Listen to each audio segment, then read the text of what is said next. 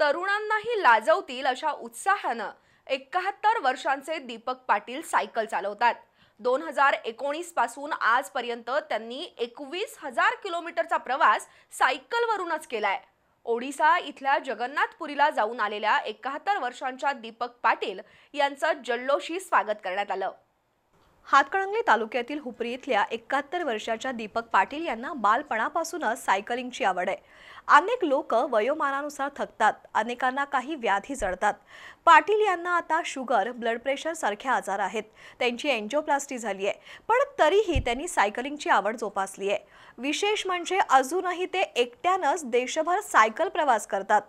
गेल्या वर्षी त्यांनी अयोध्या यात्रा सायकलवरून केली. यावर्षी त्यांनी हुपरीतून ओडिसा राज्यातील जगन्नाथपुरीपर्यंतचा प्रवास सायकलवरून केला. नुकतेच ते कोल्हापुरात परतले आणि भवानी मंडपात त्यांचं स्वागत करण्यात आलं. आजवर दीपक पाटील यांनी 21,000 किलोमीटरचा प्रवास सायकलीवरून पूर्ण केलाय. त्यांच्या या जिद्दीचं कौतुक होतंय.